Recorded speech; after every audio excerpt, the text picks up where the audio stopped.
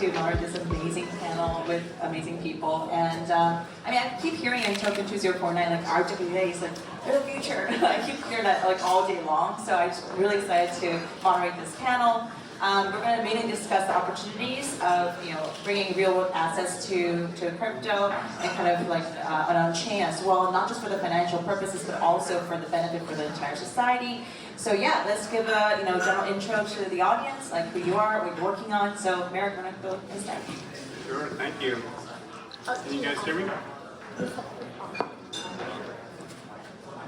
Yeah, microphone challenge apparently. It's great to be here. Hi everyone, I'm Marek. I'm one of the co-founders of Celo, and it's a real privilege to be here in Singapore. A little fun fact about me, I was actually born in Singapore many years ago, and so it's really nice to be back.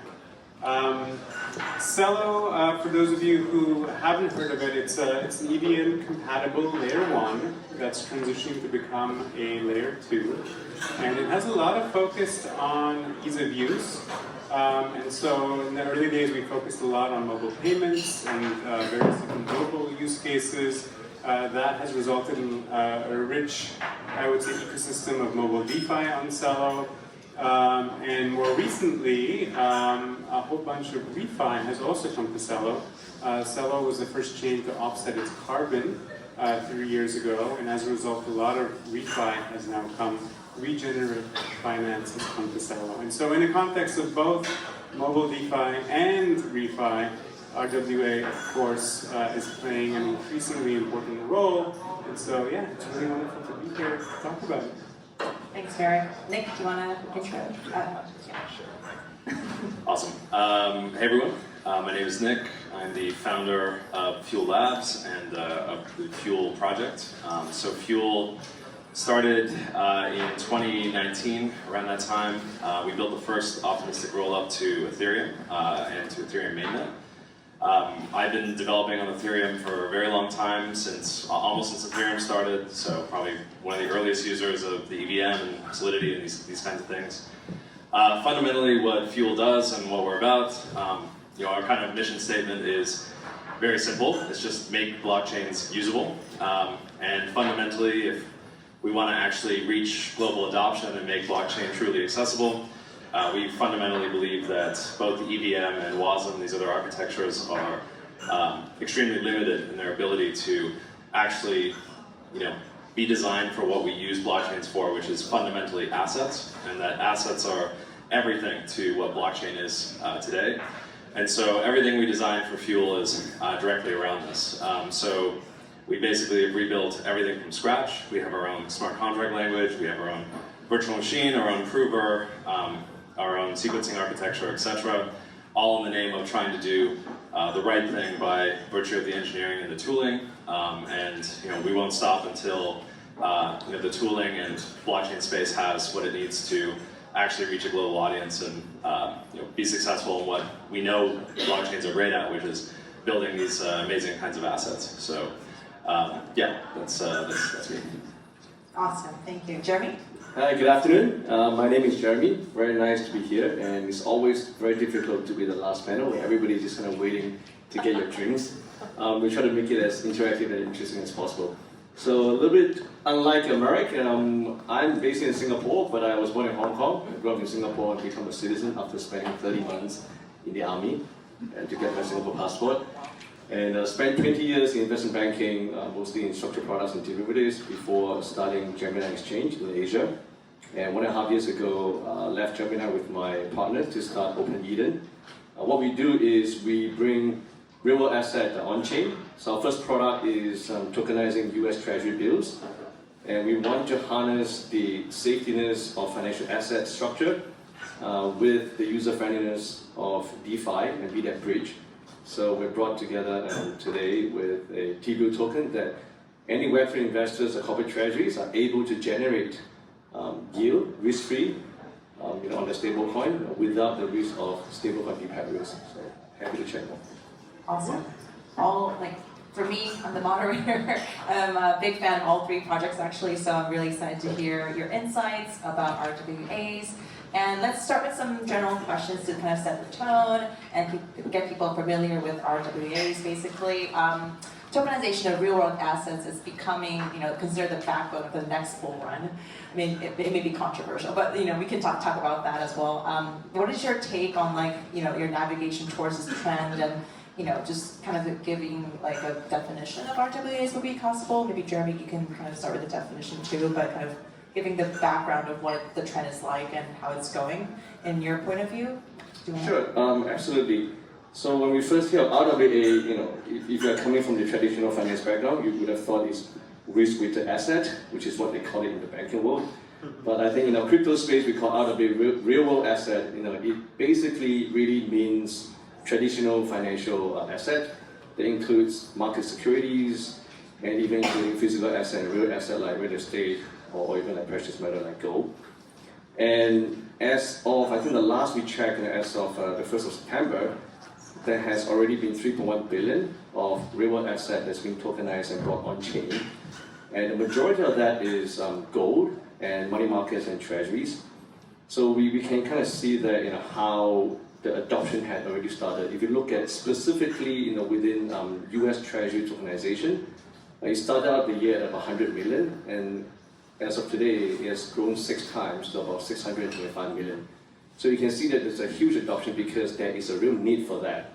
If today you're holding on to a stable coin and you're not really using it for trading, you're literally earning nothing, and that doesn't work in the real world because your real world fiat is earning something if you invest it either in a money market fund or put it in the bank, even though the bank doesn't pay you too much, but they still give you maybe say 0.5%.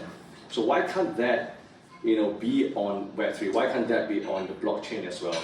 If videos are streaming on YouTube and music are streaming on Spotify, why can't financial assets be streaming on the blockchain? So I think I do agree with the sentence that real-world asset tokenization is going to be the backbone or is driving the next bull run because there is a real use case and it is a very sustainable use case. Awesome. Thanks for your take. Nick? Yeah, I would say from my perspective, I guess I come at everything from more of an engineering perspective. So obviously, I think the space and the engineers in the space would love to see our systems actually be applied to real-world assets everywhere. We've wanted that, I think, since at least Ethereum started, but even before, when you have other flavors of Bitcoin coming out too, it's been part of the journey of the space for quite a long time. I think there's been a lot of hesitation towards it because of all the securities and regulatory risks that comes with real-world assets typically. And I feel like the developers have not had, we've had solutions for real-world assets since we started, but we haven't had actual solutions on the business and regulatory side at all. And engineers can solve every programming or scalability problem possible. It will always eventually get solved. Engineers are very smart.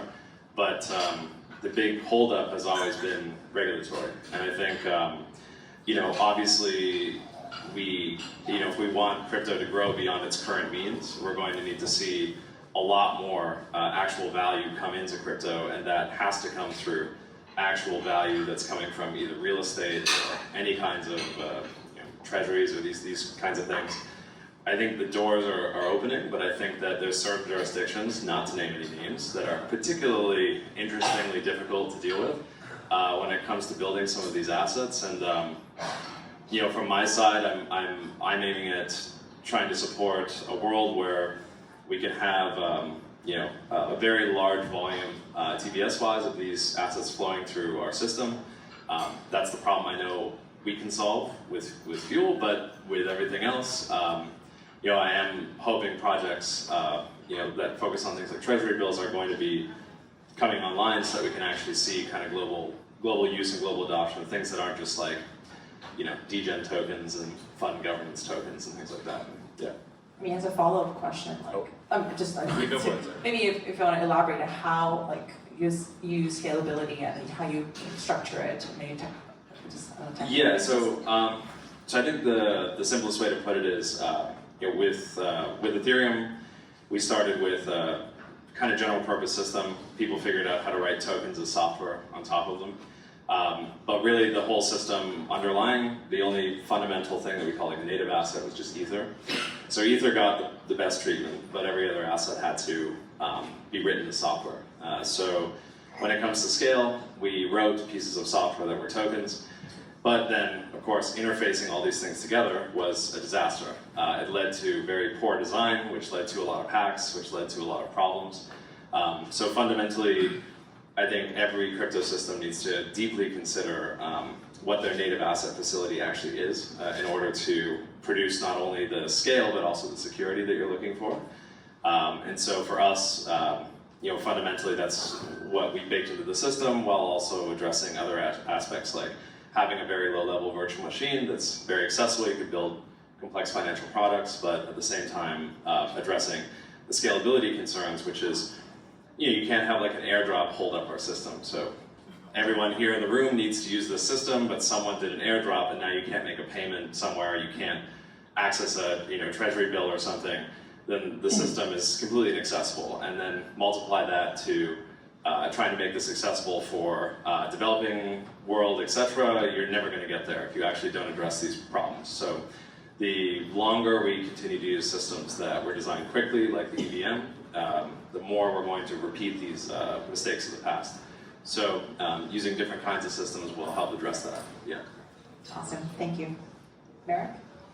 Yeah, so I think maybe just to add to what's already been said, I think you mentioned, I think, one thing in your question. I think you said maybe it's controversial, maybe it's not. And I think it is interesting to hear everyone's opinions on RWAs. It's certainly the case that there are some crypto purists who, call these things meat space assets. And what's interesting here is, beyond, the obvious liquidity that's flowing in around RWAs, what gets me excited about these assets is the opportunity to innovate and to use programmable money to try and experiment and do new things that weren't possible before. Just to give you one example of something that's been a real inspiration for us in the Celo ecosystem, Charles Eisenstein, this kind of author and philosopher, he wrote this wonderful book called Sacred Economics. A while back, it was before even Bitcoin was around. And in that book, he talked about this really elegant idea of, he noticed that whatever backs money, people value more of in the world, right? When gold backed money, people would go out and mine gold. Before gold-backed money, there were other things that people would also go out and source. And what's interesting about this observation is he realized, well, why don't we back money by things that we want to see more of in the world? And so he said, why don't we back money by virgin rainforests? Why don't we back money by affordable housing or pristine rivers? And it was really a nice idea. He tried to get central banks to adopt it, and he was working with them for a while, but sure enough, it was a very difficult idea to get countries to fully adopt.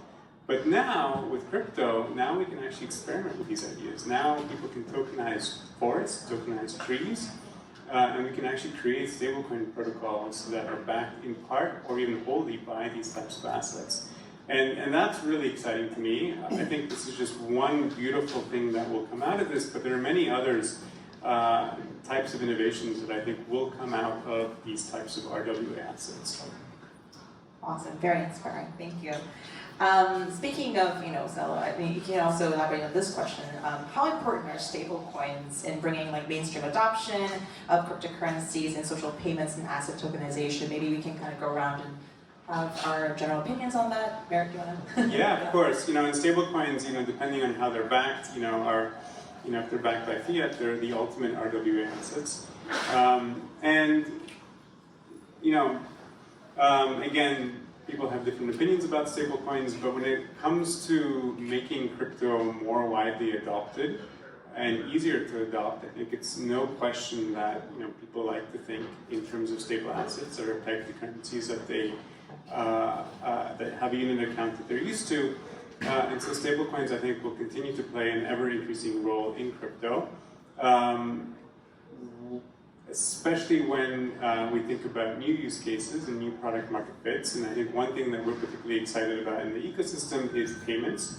So just yesterday, Opera Mini announced MiniPay, which is a stable coin focused self-custodial wallet built directly into Opera Mini, which is a browser that has 500 million installs, roughly 100 million users, primarily throughout the African continent. And they built a really nice and elegant payment product that is stablecoin first. So you can pay for gas with stablecoins on Celo, so it just makes sense for them to be able to let people cash into stablecoins and then use those stablecoins to pay for gas and to interact with DeFi and to use as a real payments product. And so that's very near and dear to us. This has been something that we've been thinking about and working really hard to deliver for a long time. And it's just really wonderful to have companies like Opera with such huge reach now leaning into these types of ideas. Great, thanks for sharing. Nick? Yeah, I think in terms of stablecoins, I think spiritually, I don't like these bank-backed stablecoins at all. I think they're very dangerous and precarious. But from a pure business perspective, they're 100% necessary for the space to progress. Obviously, I'd like to see more algorithmic stablecoins that are purely decentralized and that are actually, backed by crypto assets that we can actually assess in full. So Ether, Bitcoin, etc. It would be fantastic to see more stablecoins that could, be backed against that kind of collateral because it's very verifiable. But unfortunately, that collateral is not at a high enough value that we could actually service the world's payments needs or stablecoin needs with that collateral safely. So unfortunately, we've had to tap into the banking system and normal cash to be able to produce these kinds of assets and treasury bonds. I think that it's very precarious because the whole thing could be basically regulated away in 2 minutes.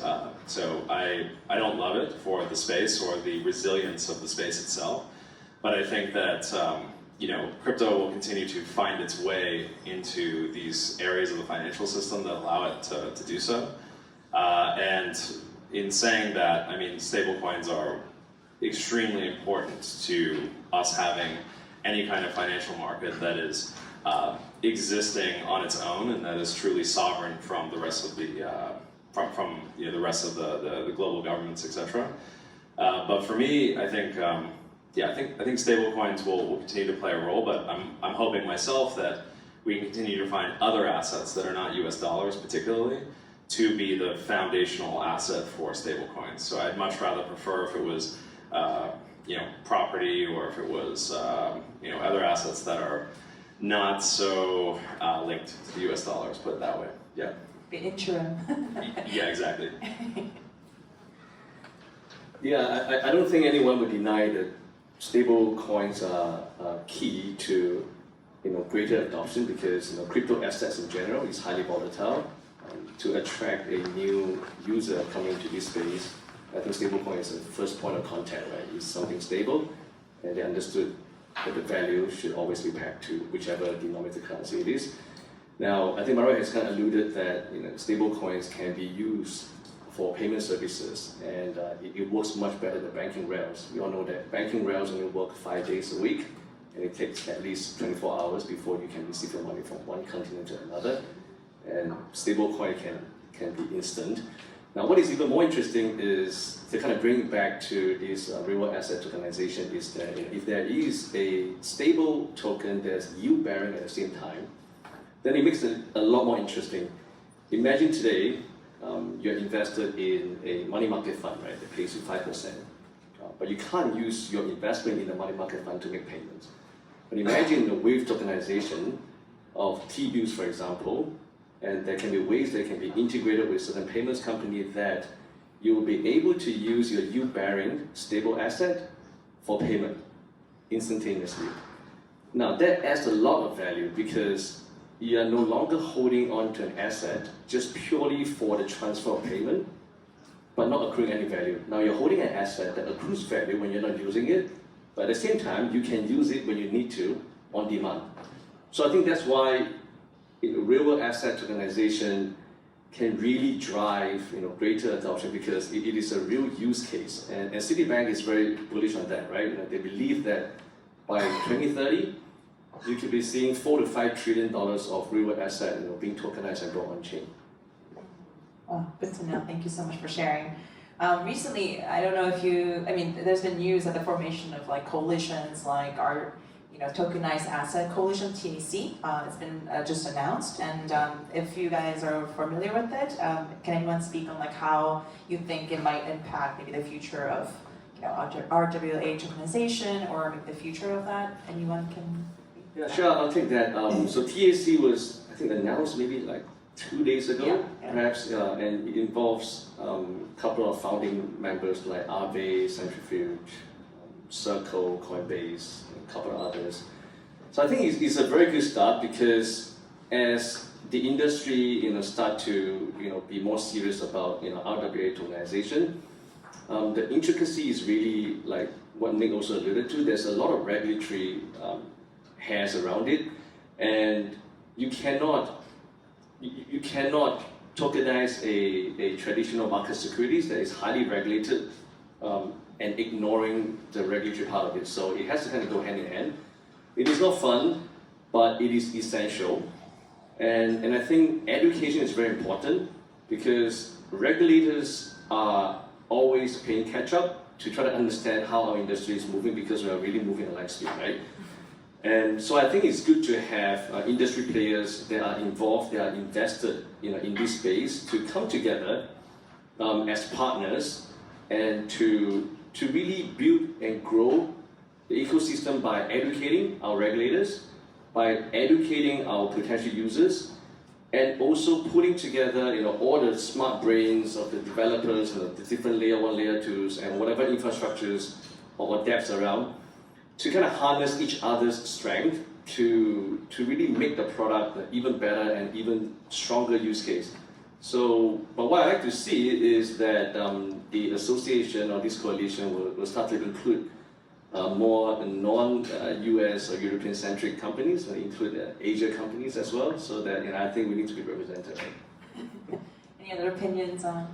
Yeah. Yeah, I mean, I think if you're going to tokenize a piece of art, you don't need crypto for that. So, yeah, I think actually most of the things that are tokenized, the literal aspect of tokenizing the thing is not very interesting. I think the only interesting part is when those assets can be interfaced to other things, is when there's actual potential commercial differentiation. Otherwise, the existing financial system is completely well served by existing products right now. So, it's interesting, jazz. Yeah. I'll stop talking. Okay. Yeah, it's fine. Yeah. Someone doesn't like what I'm saying here. Yeah. No, I mean, I think all these things are interesting, but I don't think they're actually enough. So I think that the only thing that's enough is when the assets can actually be interfaced with other interesting financial primitives. Otherwise, there's no reason. I can take we can do all these things right now. So, and there's companies doing them, and they do it really well, and they don't use any crypto. So the only way that crypto will actually be able to meaningfully make a difference there is actually interfacing all the assets together in a very efficient and scalable way, and then having that accessibility go all the way around the world. And the biggest barriers to some of that is if you throw up an identity or KYC wall to somebody in Africa that actually has the money to be able to buy some aspect of the security somewhere else, there's no reason to this. So, and my hunch is, and I think a lot of people in the room's hunch is, this is a lot of really, really big money. Not the money that's like millions of dollars money, like maybe even beyond billions of dollars of money, that quite frankly doesn't care about innovating on money. They don't care about that. And they have a lot of tools to make sure that none of you can ever access that kind of thing. And so I think that the uphill battle is immense, and I feel like for us to actually chart that is, the technology's already there. Like I have a million different ways I can scale a token, but will we be able to basically beat the market to a place where we can actually get all these assets functioning, show good use case before the regulators just turn off the creativity? So I think that's basically the race against time, and I think we're going too slow. So, yeah. Yeah, agreed.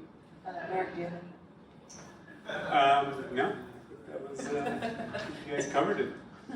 Do you think having associations will like actually help, kind of make this matter more important and maybe visible to the financial sector? Yeah, I think from as was already mentioned, I think this is not a difficult engineering challenge. This is primarily a regulatory challenge. And so I think these types of coalitions, I think, are really going to help there. I agree that having more representation in Asia is going to be great. So looking forward to seeing that.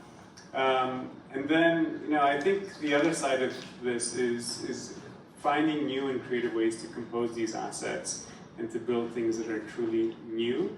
And I guess to your point, the race against time is to do that and to prove to the broader world that these types of assets and these types of innovations are going to create real utility and real value to society. So I'm really looking forward to seeing that play out. Awesome. It is definitely a lot about regulatory landscape, and I think the challenges there. I mean, we're in Asia, and Singapore is definitely like the heart of finance here, right? And so maybe we can kind of share what are the opportunities that you see or challenges that you see. I mean, if you're new to Asia, but first impressions are also very important. And so, would you want to go and share about the Asia challenges or opportunities? Do you want to go around? Do you want to take the lead? Not sure. Yeah, I mean, it is a tough question because we are in an industry that is borderless, right? So even when we think about OpenEden, even though yes, we're headquartered here in Singapore, but we have people working for the company that's pretty much all over the world. The products is offered to everybody that is accessible. So I would say that clearly, if looking at the regulatory landscape, there's a lot more noise coming out in the US that is, I think, quite clearly very prohibitive. Over here in Asia, I think we look at Hong Kong has recently opened up in terms of the regulation towards marketing to retail clients. I think it's a very positive step.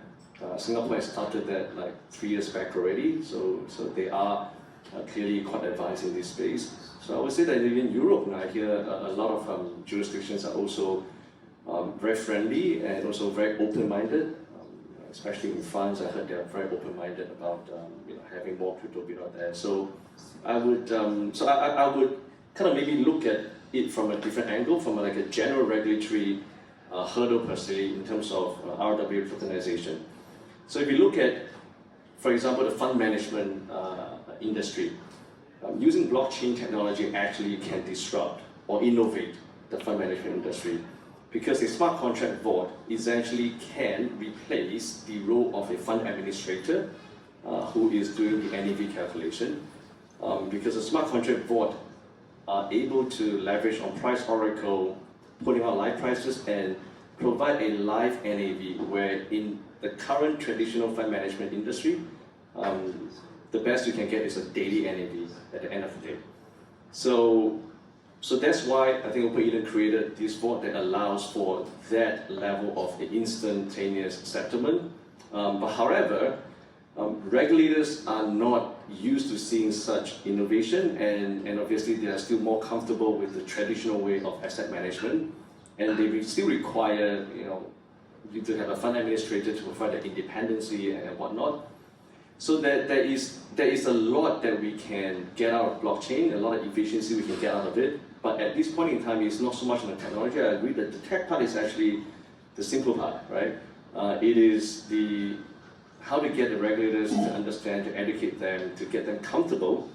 Because at the end of the day, regulators are not like bad people. What they're trying to do is to protect the users. So actually, the intention is good. So it is our job to try to kind of come together and educate. I mean, unfortunately, it doesn't help when we have frauds and scams and hacks and happening. So there are a lot of bad actors in our industry, unfortunately, and that doesn't help. So we hope that can be washed out as we move forward, and together with more education and more credible people, more credible teams, being part of this ecosystem will help us move faster. I know we're moving very slowly, but we can only do as best as we can. Yeah, and maybe Oh, well, I'll just say, well, you go first. Maybe I'll add just, I think really showing real utility, we've talked about this already a little bit in this panel, but showing utility as quickly as possible I think will also be really important, both to, as you said, wash out those bad actors, but also to show to the world that crypto is more than just JPEG monkeys.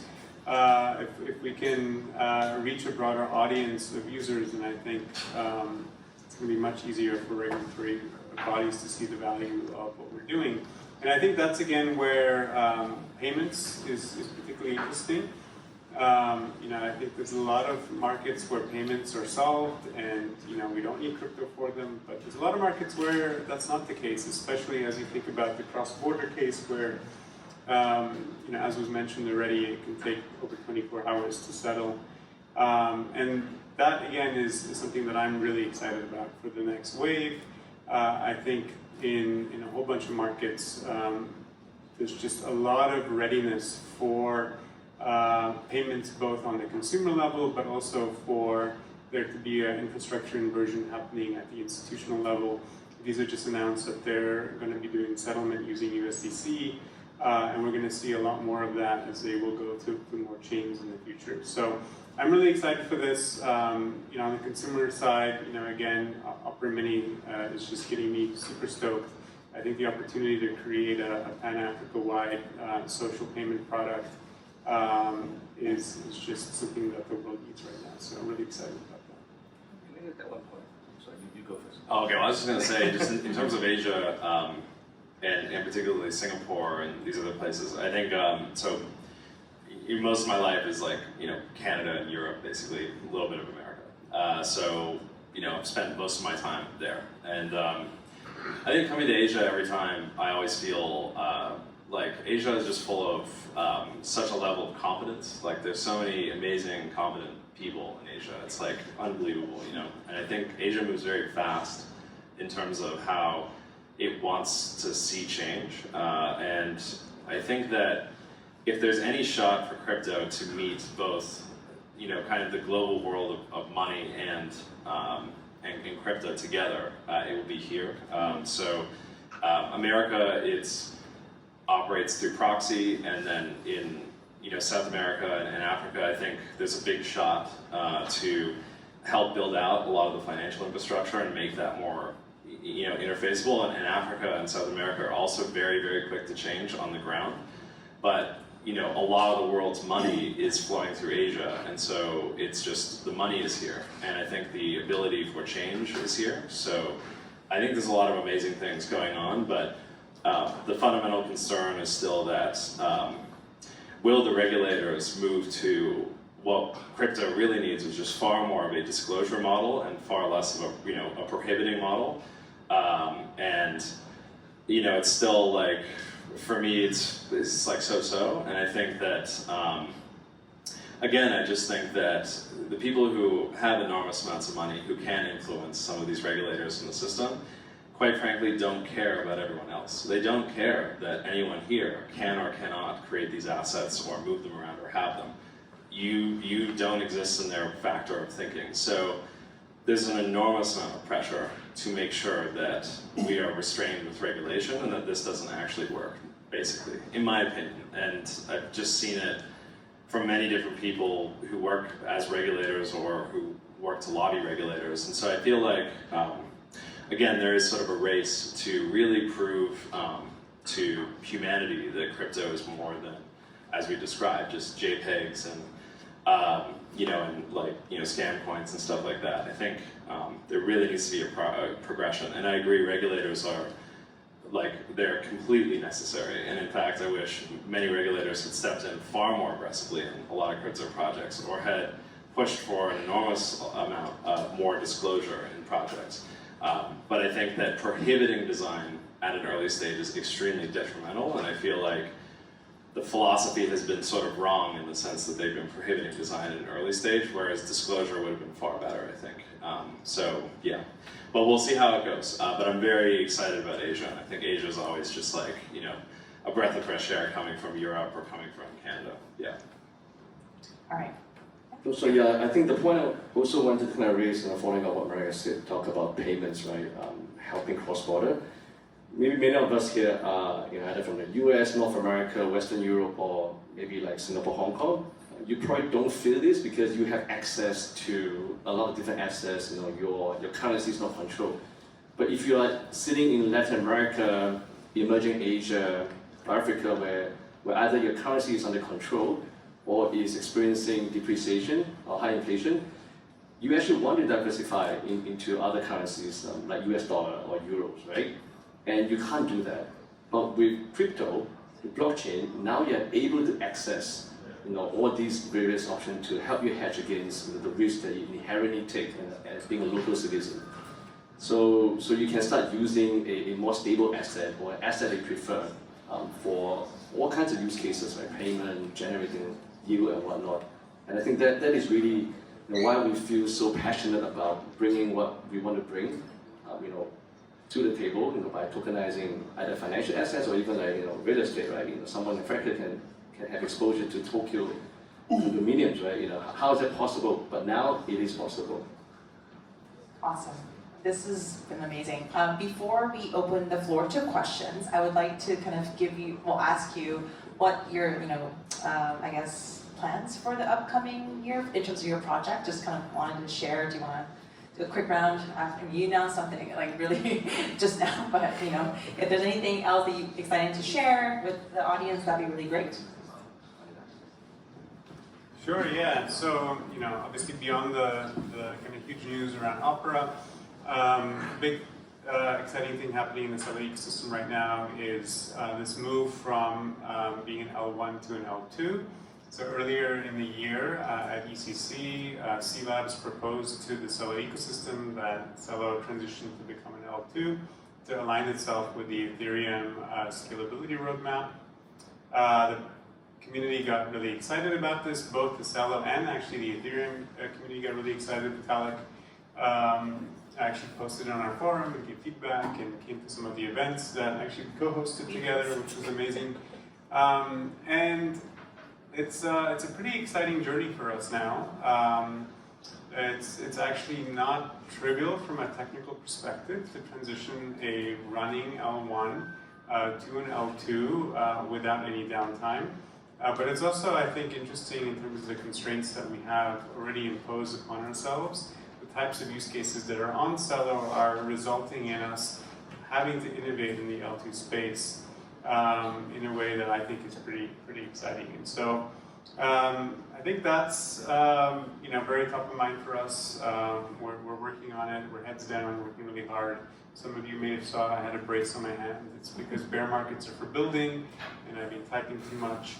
Now I have RSI, but it's been amazing. So yeah, keep an eye out for that. If you're at all a builder and if you're excited about building in the Ethereum ecosystem and you're excited about building with ease of use in mind, building with mobile in mind, or maybe you're in the refi space, then Celo is a really great place for you.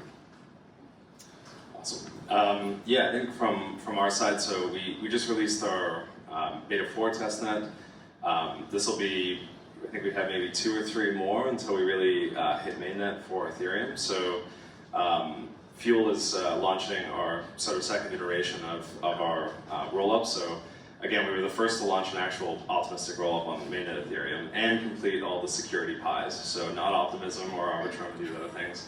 Every security pie on layer 2 beat. But we'll be launching our next version on Ethereum. That's full Ethereum DA, etc., and it will be the highest TPS rollup available with Ethereum DA. So that's what we'll be launching hopefully early next year. And then as well, we'll be pushing out sort of, I think, a bunch of different new architecture for people to build their own Fuel rollups. So this will be a whole thing onto itself. And if you want to use an architecture that can go beyond 15 transactions per second, definitely check us out because layer 2s don't solve that, but fundamentally changing the execution architecture does. And I think from our side, we'll have a whole list of kind of alterations in our developer tooling, so that'll continue to improve and get better over time. We have a bunch of big releases coming up for that. But yeah, that's some stuff coming up for us. Yeah, I think for us, the big focus for us is because our current product, because of regulatory requirement, is only available for accredited investors. So a big push is how do we offer a product such as what we have to the greater population on the retail side or even on the permissioner side. So two-track, right? One is we're working with a lot of different exchanges, custodians, lending platform to help them white label this solution so that they can create a product for their mass retail clients to be able to generate yield of their stablecoin that's backed by US Treasuries. And the other track, we're working with DeFi lending protocol who will be able to enable our T-bill token to be a collateral for T-bill holders to borrow against, and then also allow permissionless lenders to lend against T-bills as collateral. So just kind of think about, you have your RVN compound that you're lending against the BTC and ETH, which is currently generating say 2 to 3%. Then you have this new set of lending protocol where you lend the stable against the AAA rated security and generating 4 to 5%. So that is really what we hope that we can build or work with other builders to bring to the market. Awesome. Let's open up the floor for questions. We have about 10 minutes, 5 minutes, 5 minutes. Any questions? Oh. Okay. Given that a lot of the value of real-world assets will be coming from customizing real-world assets, right? In the TradFi space, I think you mentioned earlier about regulatory around the KYC and all. Do you actually foresee in the future whereby there might be a separation between due diligence on the asset versus who's actually buying the asset? Or do you think those things will always be connected given that we're still using TradFi instruments in the DeFi space? So two parts, right? You talk about due diligence of the asset. Then clearly that will always be, buyers beware, right? If you invest in any security, you always make sure you do your own research, whether you're going to buy a prime land in Orchard Road or in Woodlands, in Singapore context, or you're going to buy Apple Store or Tesla. So that part, I think, is always going to be there. I think what is important is not so much the due diligence of the asset, but the due diligence of the structuring of the token issuer, to ensure that it is structured in a way that the token holders do have the right contractual legal rights to their ownership. And I think that is really in the fine print, and different people do it differently. Some are legally stronger, and some are not as strong. So I think what we hope to see is that they will start to gravitate towards a industry standard, that the tokenized assets that we have in this world is going to be as strong as what we have in the traditional finance world, which they are tried and tested legal structure that we should abide to, right? And your question about the KYC part, I think it really depends on what is the structure. To imagine a world that it will be completely permissionless, I'm not entirely sure whether is that the right way to go. I know there are some train of thought is that yes, everything got to be permissionless, but at the end of the day, if you've got nothing to hide, what's the problem with going through certain level of KYC? So at least your wallet address should be KYC so that we don't allow bad actors to interact and pollute the system, right? But I'm quite optimistic, with a new kind of like ZK type of technology coming in place that will allow information to be transferred, but at the same time hidden to the people that should not read it. But then again, we need to also allow the regulators to catch up to that, for them to get comfortable, because there is no global standard that this soulbound token, for example, is approved by US, Europe, Singapore, Hong Kong. Everyone has their own certain set of KYC AML standards, so it is not going to be that easy, but we are encouraged to see those kind of projects or protocols and infrastructures are being built up. But I think we just got to be patient.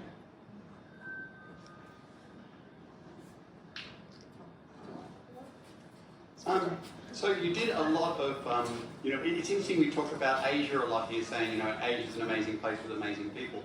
But it seems as though most of the time around this conference, Asia's been Singapore, Hong Kong, right, and Korea. And I've just checked the dictionary and it says there's more than that here. And so Malaysia, Indonesia, Cambodia, you know, and Philippines. What's happening there in this realm of real-world asset conversions and things like that? Are they just trailing everything that's happening in Singapore and Hong Kong, or are they doing some of their own heralding of new development there? Do you know? I mean, I think from my experience so far, I feel like a lot of those countries have actually incredible developers, and they're just starting their experimentation, I think, with a lot of crypto. And so I feel like in a lot of those countries, there's a big hesitation towards professionally developing in crypto probably from the start, and there's a lot of reasons for that, but I feel like more and more developers are experimenting with the technology that's coming out, and it's becoming more accessible. So I would say that for me, a lot of the really exciting developers that you can win in the space and that will do something really interesting with real-world assets and crypto are probably in these places, and they're not necessarily here in a G20 country where we're so used to having so much financial infrastructure, we don't even know what the needs are in most of these other countries. So I feel like these countries are where actual, real, good innovation will come from, and they'll figure out ways to use real-world assets in crypto that we have I would never, as a person who grew up in a G7 country, would never ever have thought of ever in my life. But I think that the focus is on Singapore, Korea, Japan, etc., because the money is here, and that's all. That's the only reason. But the real good use cases where crypto can be useful is going to be in these countries. And so I think there's always this push and pull of like the people that know about this are in countries that don't necessarily need it right now, and the people that need it are, you know, they don't know enough about it, and it's going to take a lot of education to get there. But I think there's pushes towards these countries, and there's a lot of pushes towards these places, and so I think things are changing, but it will require a lot of outreach and a lot of us getting it into their hands and then being able to experiment with it and not having a stigma around crypto particularly. So there's a lot of work to do there, I would say. I mean, as a Korean who lived in Vietnam for 2 years, I'll just like add a small comment. But you know, there was a Vietnam Blockchain Association, and my friend works there. I mean, he's serving there, and he's doing a comparative studies on different countries, like going in different directions. And I think, of course, Korea, Singapore, Hong Kong is definitely, and also US, of course. G7 countries are definitely the main, you know, the pillars that they look at for reference. But I think like they also do their own studies, and they're very aggressively going towards working with like big corporations in Vietnam, for example, like Vin Group, for example, like they are very, you know, and Grab is, so my friend used to work at Grab Pay, and so he's using his expertise in payments to kind of like give advice to the Vietnamese government. So I think that's really like a symbolic move to kind of, you know, looking into the right direction. And so, I mean, it'll be definitely slow, because like I think they're also looking for like bigger economies to kind of push in the, you know, direction, but they'll follow suit, and so I think there are movements there as well. So I wanted to share that. Anyway, it's been a long panel. Thank you so much for listening attentively towards the end, but give a big round of applause for the panelists.